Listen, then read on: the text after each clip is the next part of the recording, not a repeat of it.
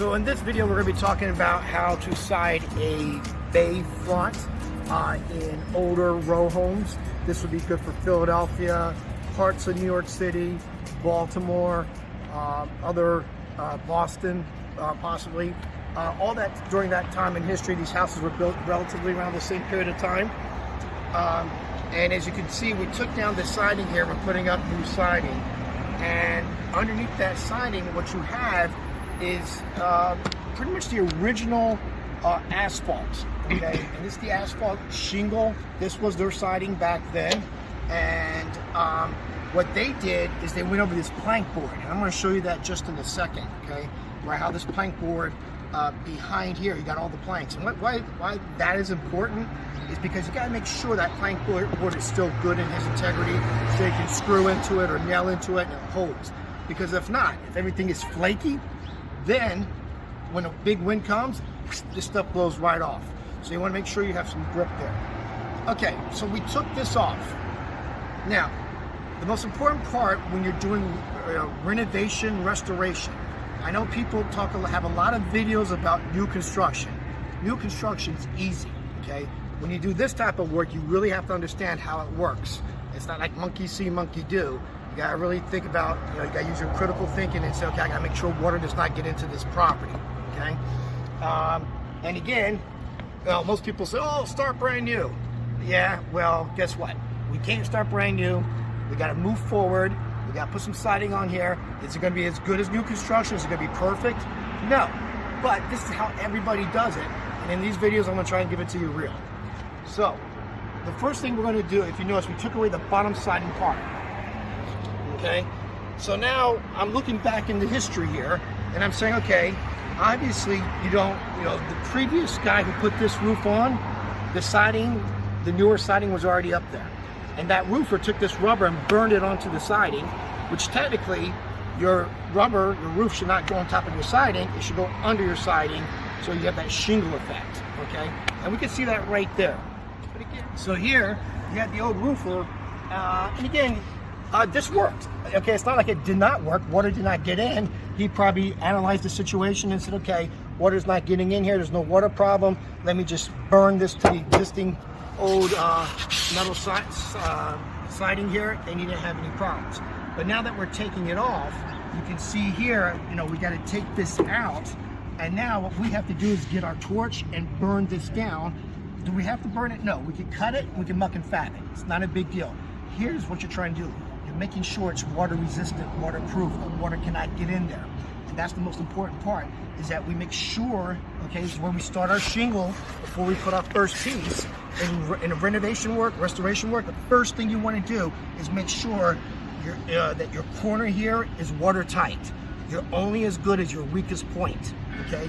So what we gotta make sure this is nice and strong, no water can get in there. Once we do that, once we make sure this is watertight, then we can comfortably put our first piece, okay? And then we can work our way up.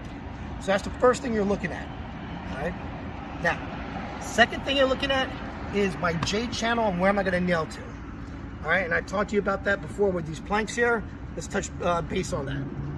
All right, so now that we took this thing off, I need to go around and test it. So this is what I did. Okay, so the best way to find out how the wood is underneath it is to take a 3-inch screw and screw in and see if it catches and how tough it catches. All right, now you don't need the middle to be tight. What you need is your ends where your J channel is going. So I'm putting our J channel right up along here and this corner right here. So I got to make sure at those at those points I can drill in and catch something. So around the window, here I go with my first one.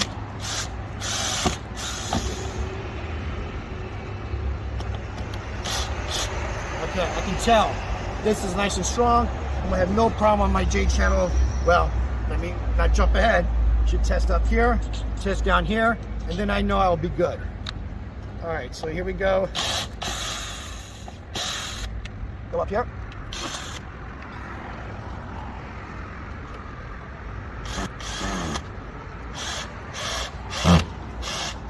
Nice and strong. No rotted wood there. That's great. All right, so here. And now let's check the bottom here. I can feel that. I know my J channel is going to be good around this window here. All right, now, next part is right here at this corner. Now, I can kind of already tell that this wood is in good shape, okay? Luckily, this was watertight before. They did a good job, if you look up there, to make sure water didn't come down. So I know, well, you never know for sure. You want to make sure you test it. J channel is going to be nice and tight here. Let me go all the way down, check that again. You might think, oh, if one's good, it's all good. No, different areas get wet, different areas get cold. Now, I'm already concerned about this area over here. Why? Because when the siding came off, we could see that there's a hole here. Take a look at that hole.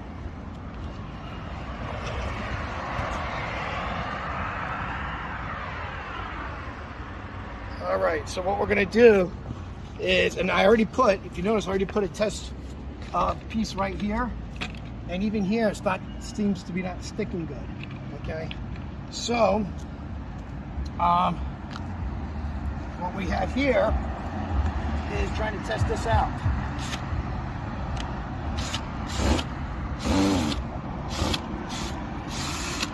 Nope, doesn't catch anything. Look at that, you can see it's moving, it's rotted back there. As a matter of fact, I can't even take my screw out. So, on this side, I'm gonna have some problems, I can tell already. And the question is, how far up does it go with this rotted wood? Is wood penetrating on this side and getting in there and rotting? Now,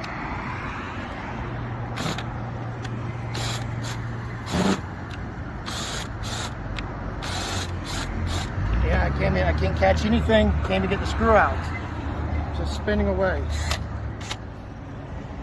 Okay, so on both sides where the bay meets the brick, the problem is when I ran my my screws, I couldn't catch anything. All right, and I believe that somehow I couldn't catch anywhere until I came out to about here. This is where I finally caught at this point on. Okay, so I don't know if they ended the wood under here at that part. Okay, and it's cut here, and then the rest of it's just a shingle. Got to determine that, determine what I'm going to catch to my J channel. Now, in a situation like this, the owner has only so much of a budget, and one of the things that I'm going to, you have to do when you're dealing with this kind of stuff is explain it to them.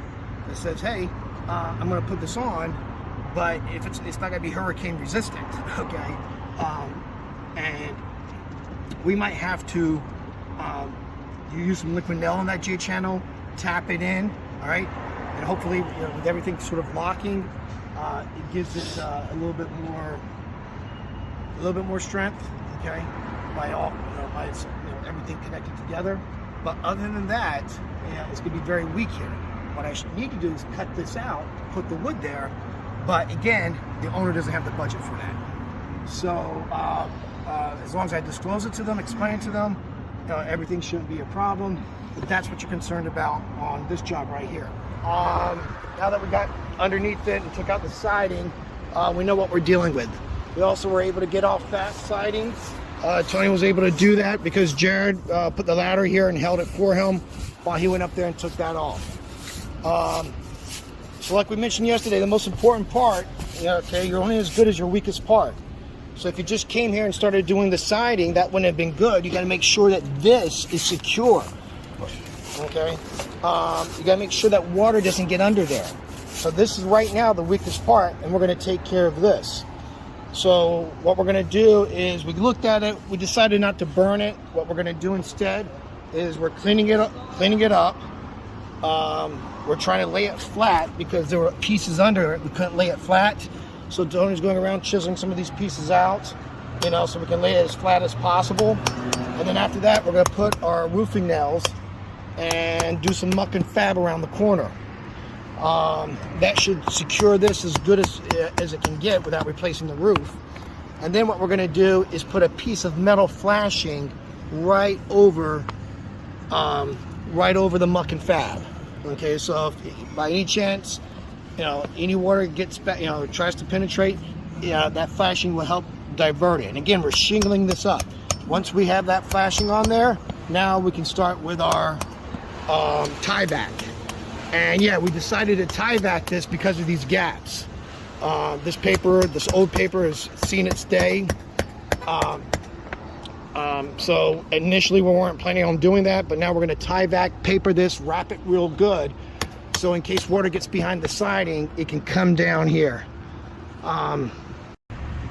Okay, so this is exactly what we're talking about. This is the toughest part of doing your J channel on a bay. And you can see here, and this happens a lot. So you can see we had to take this piece off, all right? Why? Because there's a gap between here and here where there's absolutely no wood to catch. So all you're catching to is this flake board, okay? We took this off just for the benefit of this video, all right? And you gotta try and find a solution to put something here that is strong that the J channel will catch to, all right? And you can see how they cap it here, they bring it here, and then this is how they used to do construction. This house was probably built in the 1940s or 50s. These row houses are typical around big factories because Philadelphia was the industrial revolution, industrial capital of the world. Everything that was made in America later became Japan. But Philadelphia was where everything shipped from, all around the world. And these factories would make it, and they build these houses for the workers. All right, and you got the workers, and again, the way they built these, I'd say we might even go past the 40s. I gotta look this up. It might be earlier than that. But here we go with this type of construction, and when you try and side this bay, this is what you gotta deal with.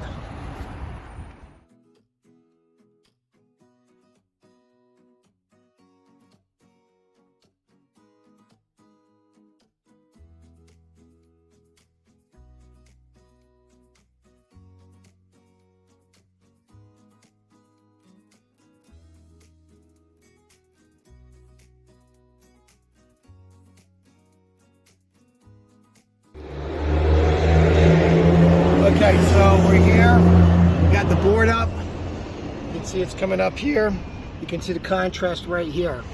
Now we're putting in 3-inch screws. Again, you want your screws long enough to catch the board back here. You see the board? So if we just put regular, this is like 1.25 inch, 1 5/8, you gotta make sure you need at least 2-inch to catch that and go in there. But you can see the difference here and how this looks on this side now, okay? Had to cut away from there to get this in as close as possible. I'm wondering if I should cut that and bring that closer and keep this up at the top right there. Not sure. Quite possibly I might want to do that.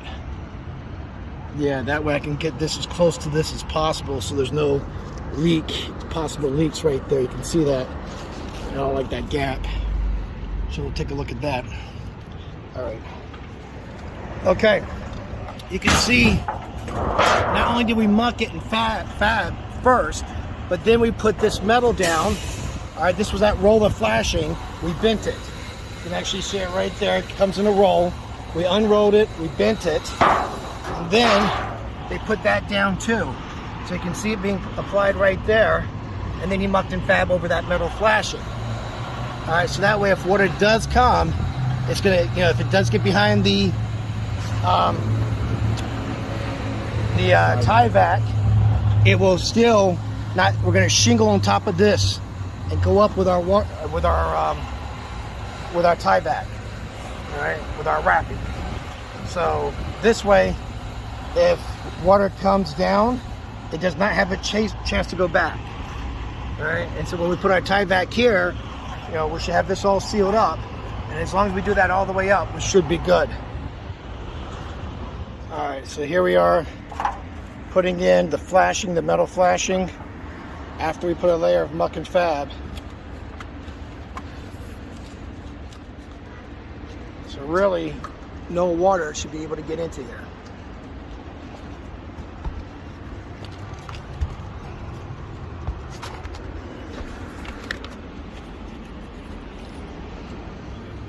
Yep.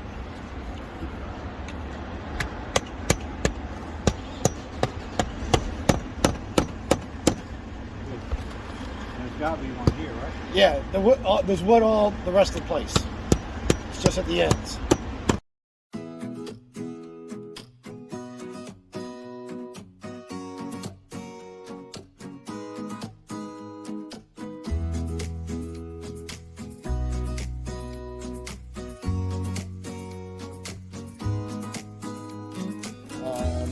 I just purchased the 2 products here. I got 15 J channels. Even though this gap measures 1 inch, they call this 1/2 inch. And there's 2 basic types, 1/2 inch and 3/4. The 3/4 just does like the cedar impression type siding. That's the bigger stuff. That's usually special order. And the supply house here had the special 45-degree J corners, so we could use the J channeling for the bay. Okay, so we're here on the roof to get a different perspective here at Arbor Street. We're doing the siding, but we also wanted to look at this roof. Now, luckily this roof is really good right here. We don't have any problems. We just got to muck and fab that capping around it. But when we came up here, and I'll take some pictures in the video, you should probably see pictures from outside. We took the paper all the way to the top here and wrapped it around. Now we came to look at this capping, and when we looked at this capping, we saw that, you know, the guys said, hey, you know, they just took it off. It came off real easy. So we're going to put this back afterwards. And the reason we're going to put it back afterwards is it's tough to bend this. You need a special brake, and to bend this, you got to put it in there. It's a lot of work, and this is in good shape. Okay, this doesn't need to be redone. We'll just clean it up a little bit and put that back. So you can see here, you can see all here, we're gonna go ahead and put this back. So now we're gonna check the wrap, and I'm also checking to see if I have something to nail to when we do the top of our crown. Okay, the top of the row house here. Okay, so here I pulled this off right here. I looked at this, and I'll show you what I came across right here. Looking under that, okay, now this insulation, the asphalt shingle we had before, and behind that, I don't know if you can see it, there should be a piece of, yeah, there's that board. So we do have like a barge board at the corner. Now again, we can't take it up to the very top. We might want to actually put some wood right here to let this thing catch. So yeah, I'm thinking about putting this woodwork right here to get this thing to catch in here. So we're gonna be looking at that. But anyway, on the roof here, different perspective, hitting the corner. We're gonna make sure everything's done right here, okay? We're back here, got the siding done. I got this spot down here to try and lay on. And over here, we're now working on this top piece, this cornice. And yeah, it's not bad. That looks pretty good, I think. The thing is the corners, right? We gotta worry about the corners there. Mm-hmm. But the flat parts we got. It's just the corner part. So this right here, we gotta nail something up here. This is too big. It's about 1 inch too big. What I should do is screw this J channel up here. Let me screw this J channel up here, and then you can mess with the bottom one. You know, because the top one you don't have to worry about. Top one you can just, the capping's gonna cover it. All right, so what we have here, guys, is we're at the end of the job trying to get this cornice, but this cornice is not easy. And where it's not easy is at the points where things meet. Okay, now when we look at other places, you can see here, these are old aluminum, and they did some capping there. You can see down there as well. So We can even take. what we want to do is try and figure out how to do this. Now again, we're talking about silicone, which should be all right, but there's other stuff that we need to. We gotta make sure. We gotta try and do some research and see what how you do a cornice. So talk about siding cornices. We can even take. Okay, this is how the capping came out. It came out pretty good. I'm gonna put another piece there to make this short a little tighter. Look like this end. And we gotta get something from that corner. But it looks pretty good. All right. The Arbor Street front bay siding was a one-week job. We used vinyl siding for that. We faced two difficulties in this process. The first was that one side of the bay was not level, making it difficult to install the siding, so we installed an extra wood framing to secure the siding. The next challenge was siding the top corners of the bay. and we are currently trying to find a way to do that in the best possible way. The siding renovation job has a lot of details. It requires expertise and experience and better be done by professionals. In the Philadelphia area, Matrix Company Solutions Corp. gathered a team of experts for renovating row houses. Siding renovation is one of our services. Do not hesitate to contact us for more information.